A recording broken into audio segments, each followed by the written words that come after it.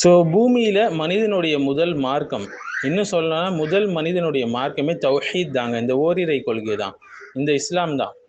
ஆனா பல வழி தவறிய விஞ்ஞானிகள், அகழ்வாராய்ச்சியுடைய ஆய்வாளர்கள்லாம் இதை அண்டர்மைன் பண்றாங்க. அது முதல்ல பல தெய்வ கோட்பாடு தான் இருந்தது, பின்னர் காலத்துல தான் ஓரிரை கொள்கை வந்தது அப்படின்ற மாதிரி காட்டுறாங்க.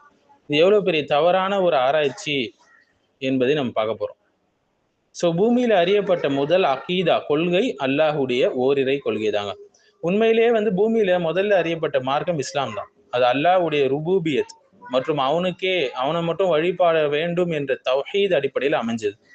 ஏன்னா முதல் மனிதன் ஆதம் இதைத்தான் கொண்டு வந்தார், இதைத்தான் போதித்தார். ஸோ ஆதம் அலை இஸ்லாம் வரலாறு, நூஹ் அலை இஸ்லாம் வரலாறு எல்லாத்தையும் நம்ம படிச்சா தெரியும்.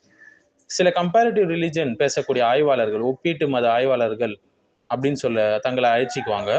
மேலும் எவல்யூஷனலிஸ்ட்னா பரிணாமவாதிகள் சொல்லுவாங்க. இவங்கெல்லாம் ஓரிரை கொள்கை என்பது மனித சிந்தனையின் வளர்ச்சியால பின்னர் தோன்றிய ஒரு மதம் போல காட்டுவாங்க, பின்னர் தோன்றிய ஒன்று என்பது போல காட்டுவாங்க. அதற்கு முன்னாடி ஆரம்பத்திலேருந்து பல தெய்வ கொள்கை தான் இருந்தது, சிலை வணக்கம் தான் இருந்தது, இயற்கை வணக்கம் தான் இருந்தது, சூரியன் நட்சத்திர வழிபாடு போன்ற நிலைகள் தான் இருந்துச்சுன்னு சொல்லி அவங்க ஆரம்பிப்பாங்க ஆரிஜினை. ஆனா அவங்களுடைய ஆய்வுகள், வரலாறு, உளவியல், அரசியல் காரணிகளால் பாதிக்கப்பட்ட ஒரு பாகுபாடு முறை கொண்ட ஒரு ஆய்வு. அது நீதமான ஒரு ஆய்வு இல்லை. அவங்களுடைய நோக்கம் என்னன்னா, வஹி, இறை வெளிப்பாடு, இறை செய்தி, இறை தூதர்கள் மற்றும் வானத்திலிருந்து வந்த மார்க்கங்கள் அதனுடைய அடித்தளத்தை உடைக்கணும், மதங்கள் மனிதர்களால் உருவாக்கப்பட்டவை என்பது போல தவறா காட்டணும் அப்படின்றது அவங்களுடைய எய்மா இருக்கு. இந்த ஓரிரை கொள்கையெல்லாம் காலத்தோடு மனித சிந்தனையோடு வளர்ந்தவை என்று நிரூபிப்பதுதான் அவங்களுடைய ஆராய்ச்சியோடைய பெரிய தவறுகளே. ஸோ மனுஷன் ஆரம்பத்துல ஓரிரை கொள்கையில தாங்க இருந்தான். இது மத வரலாறுகள்ல மிகப்பெரிய ஒரு விவாதத்துக்கான ஒரு டாபிக். ஸோ இஸ்லாம் தெளிவா சொல்லுது, மனிதனுடைய முதல் மார்க்கம் தௌஹீத். முதல் மனிதர் ஆதம், அவர் நபியா இருந்தார். ஆரம்ப மனித சமுதாயம் ஓரிரை வழிபாட்டுல இருந்தது. ஷிர்கு தான் பின்னர் வந்தது, பல தெய்வ கோட்பாடு பின்னர் வந்தது. கானன்னஸ் உம்மத்தன் வாஹிதத்தன் ஃபபஅஸ அல்லாஹு நபியீன். மனிதர்கள் ஒரே சமுதாயமாக இருந்தாங்க, பின்னர் அல்லாஹ் நபிமார்களை அனுப்பினான். இப்னு அப்பாஸ் அவங்க தப்சீர் செய்யறாங்க, ஆதமும் நூஹும் இடையில் மக்கள் அனைவரும் இஸ்லாம்ல இருந்தாங்க என்று சொல்றாங்க, ஓரிரை கொள்கையில இருந்தாங்கன்னு சொல்றாங்க. ஸோ மனிதன் இயற்கையாகவே தௌஹீதுல படைக்கப்பட்டவங்க. ஒவ்வொரு குழந்தையும் ஃபித்ராவின் அடிப்படையில பிறக்குது, தௌஹீதுடைய இயல்பு அடிப்படையில பிறக்குது. பிறகுதான் அவங்களுடைய பெற்றோர் அவனை யூதனாகவோ நஸ்ரானியாவோ மாத்துறாங்க. ஷிர்க் என்பது பின்னர் தோன்றியது. வலா ததுஉ மின் தூனில்லாஹி மா லா யன்ஃபஉக வலா யதுர்ருக. சூரா யூனுஸ்ல பார்க்கலாம், அல்லாஹ்வை தவிர உனக்கு நன்மையே தீமையே செய்ய முடியாதவற்றை அழைக்காது என்று அல்லாஹ் சொல்றான். ஸோ பல தெய்வ வழிபாடு முதல்ல இருந்தது என்று சொன்ன முக்கிய தியரி யாரு பார்த்தீங்கன்னா, எட்வர்ட் புர்னட் டெய்லர். எட்வர்ட் புர்னட் டெய்லர் தான் இதை சொன்னாரு. அனிமிசம் தியரி சொல்லுவாங்க. டெய்லர் என்ன சொல்றாரு பாருங்களேன், மனிதர் முதல்ல ஆவிகள் மீது நம்பிக்கை வச்சிருந்தான். பிறகு கனவு, மரணம், நிழல் போன்றவற்றை எல்லாம் பார்த்தான்.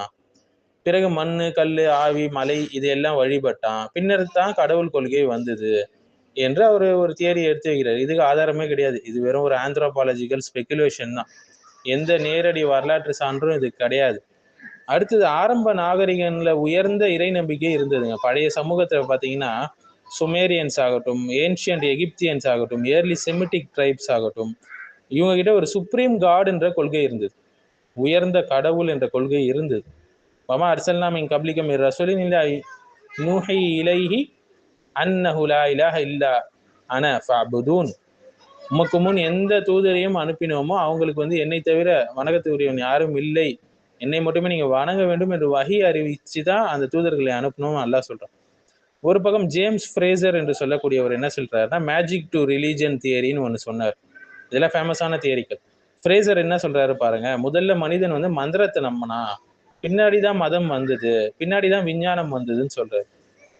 ஸோ மந்திரமும் மதமும் ஒரே காலத்துல இருந்ததுன்னா என்று சொல்றாரு. வரலாற்றுல ரெண்டும் ஓவர்லாப் ஆகின்றது. ஸோ அடுத்தது யூரோசென்ட்ரிக் தியரி. அதாவது மேலை நாட்டுல செக்யுலர் வளர்ச்சியை யூனிவர்சல் ஹிஸ்டரியாக காட்டுவாங்க.